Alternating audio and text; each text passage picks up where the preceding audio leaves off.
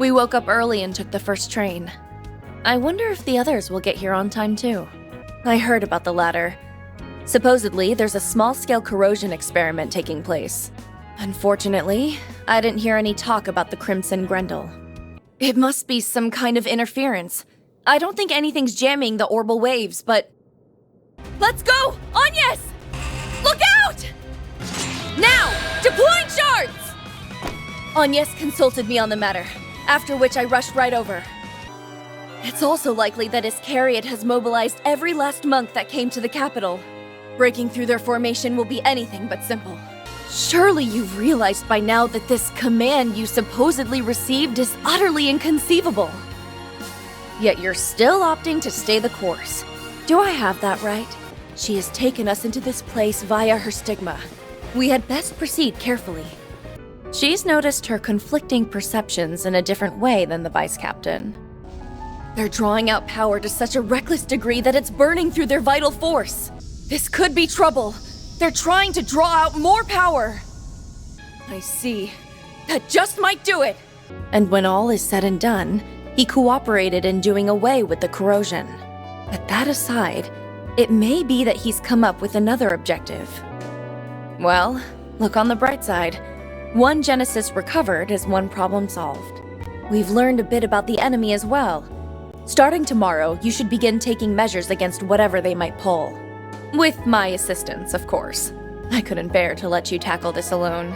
We woke up early and took the first train. I wonder if the others will get here on time too. I heard about the latter. Supposedly, there's a small-scale corrosion experiment taking place. Unfortunately, I didn't hear any talk about the Crimson Grendel. Look out! Now get going! You can thank Mirabelle for that. She gave us your location. She looks like she's having a hard time. You place a lot of trust in Jack, don't you? We've created a paradox in her mind. We're almost there! I think so. From what I heard, she's currently resting up over at Bermati's place. She trapped us! Don't worry. We'll have our turn soon enough. We created a three-dimensional shard image. Thanks to the computing power we borrowed, it's nearly indistinguishable from a normal person. This place is quite serene, but there's also something sad about it all. And it may be impossible to reach a peaceful resolution with reason alone. Regardless, I'm amazed she intuited that something was wrong. But I assume that's because so much of her body is artificial.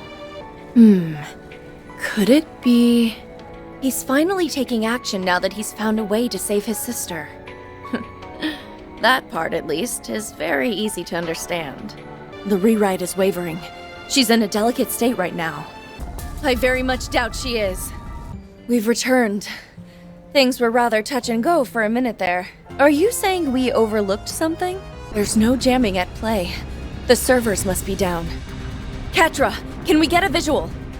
We may need to rethink our approach. If we are searching for an opening of some kind, the corrosion may be our best bet. Based on what we've learned so far, we can surmise it's not some all-powerful, unconquerable force. There have been no inconsistencies with the data continuity on my end either. I propose we skip past Block L for now and turn our attention to Block N. There's quite a lot of data here, so let's split it up among the three of us. We can start with Data Depth 4. Except we won't be ambushed by the Kruga or Marduk. 2 new groups have been sent in their stead. We won't be able to pinpoint the source before they get here. How should we proceed? You can find out when you get there. We'll take care of matters here. Stay on the line, though. We have a few things we wish to discuss with you. We managed to identify the source of the corrosion. But that's where the good news ends. As we feared, the aerial cruiser is over in that hangar, being corroded as we speak. And we'll have to contend with the Society's archaisms all the while. Looks that way.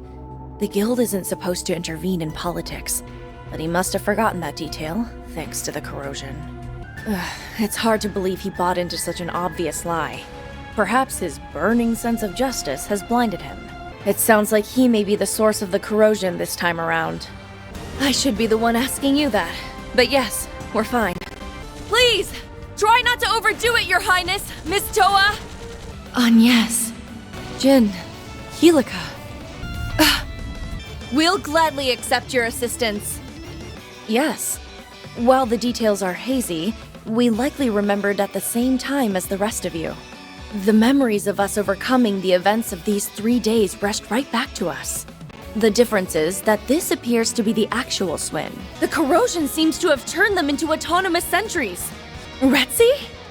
You mentioned something about tying up loose ends? Retzi's Duskglaives certainly could create an entrance into the enemy's territory. And swearing to the Grand Master is the highest vow a member of the Society can give. We can trust her. It reminds me of Joshua back in the old days. I learned the bulk of your backstories when we joined forces 2 years ago. So I know how much guilt you feel over your former partner. Is that where the corrosion slipped through? We're all with you! To the end! You'll always have me in your corner. What sort of upperclassman would I be otherwise? A tactical withdraw, I'm sensing a powerful force coming from up ahead. This is quite a predicament. Splendid work. That woman always did have an odd sense of duty. We're happy for you both. I'm rather curious about that myself. When you appeared on Nemeth, your words implied a measure of nostalgia. You were executed as a political offender. Yet for some reason, here you stand before us.